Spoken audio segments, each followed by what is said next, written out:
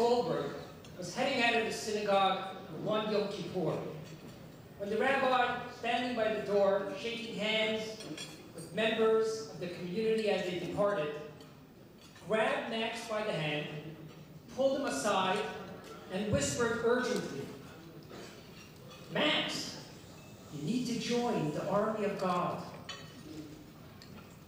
To which Max replied, "But Rabbi, I'm already in the army of God." "Oh, really?" challenged the rabbi. "In that case, how come I hardly ever see you here, besides on Rosh Hashanah and Yom Kippur?" To which Max whispers back, "Rabbi, I'm in the Secret Service." Well, ladies and gentlemen, this milestone event celebrating Chabad's 10 years of service to the greater Mississauga community is made up of members of our Secret Service, folks who generally support our endeavors from behind the scenes, as well as members of our infantry, who stand on the front lines to participate in our programs and champion our cause. But regardless of which regiment you belong to, please know that your service, your involvement and support, at whatever level it may be, is greatly valued and appreciated. The story is told of Rabbi Shalom Dober Schneerson, the 5th Chabad Rebbe, who lived at the turn of the 20th century. Like all Chabad leaders, this Rebbe would spend much of his time with members of the community that seemed rather simple and unremarkable.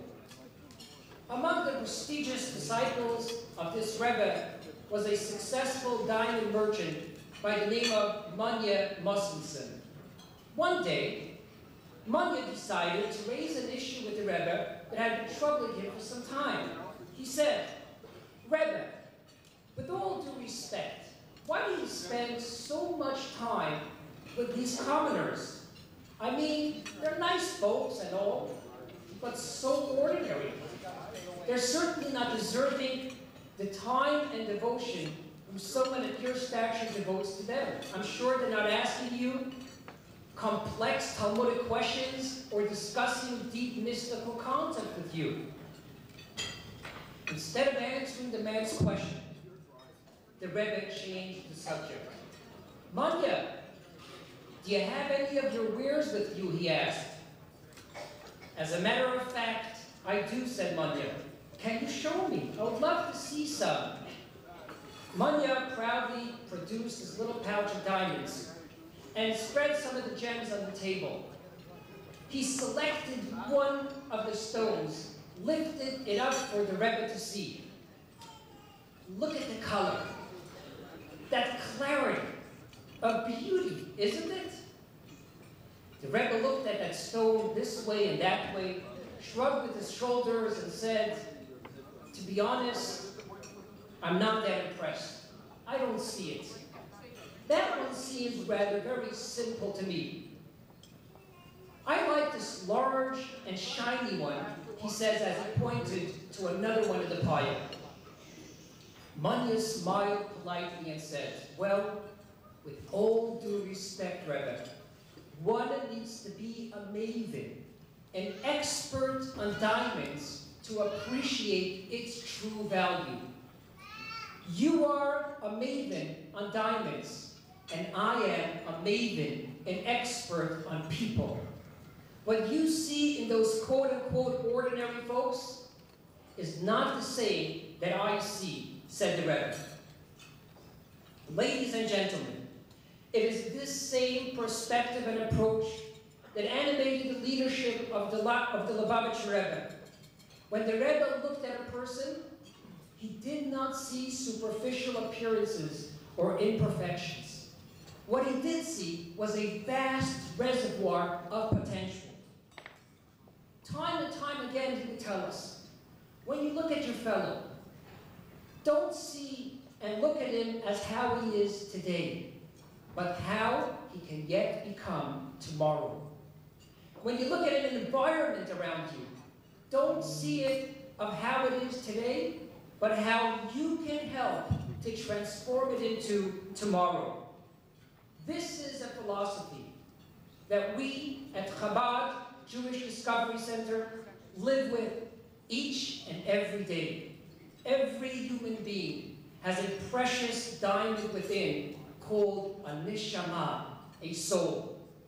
And our function is to help each person to discover that inner gem and to help them polish it so that it shines to its fullest, most radiant potential. No two diamonds are alike. Every soul, every person was placed in this world by the Almighty to fulfill his and her own unique purpose and mission. Every individual has that something vital and distinctive that only he or she can contribute to this world and to the betterment of the human condition. At Chabad, our message is very simple. Let it shine.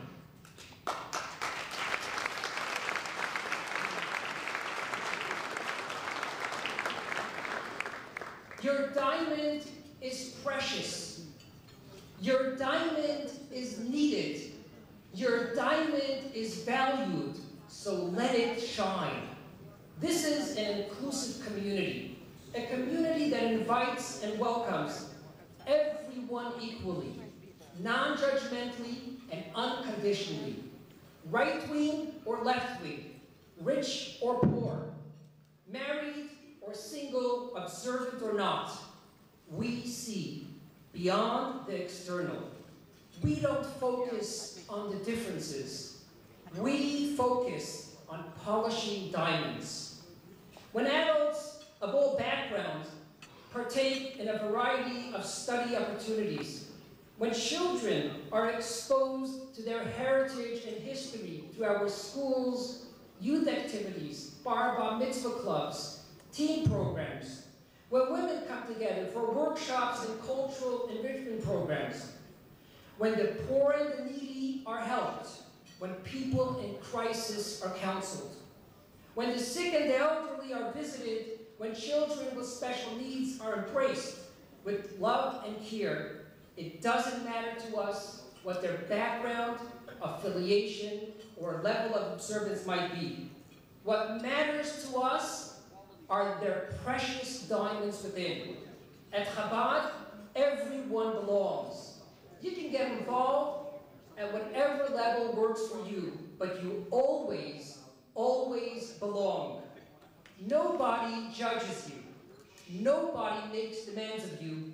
This is your home. Indeed.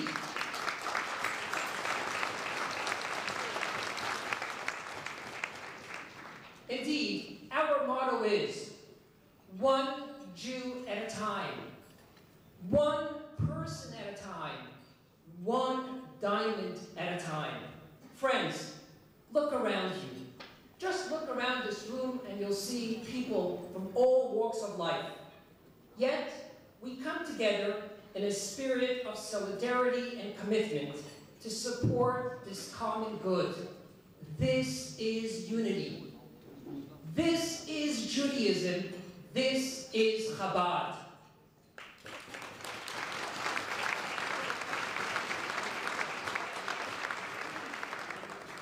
I would like to conclude my remarks with a short story that was once published in a newspaper called The Jewish Week.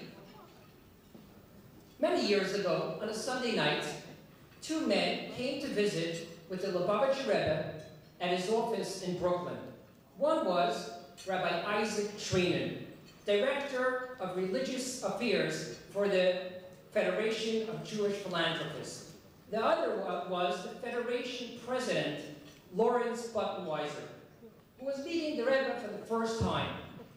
During this meeting, the Rebbe spoke to Lawrence Buttenweiser at great length about the need to increase funding for Jewish education, to which Mr. Buttenweiser replied, Rebbe, we are doing our best, but you know, this takes time.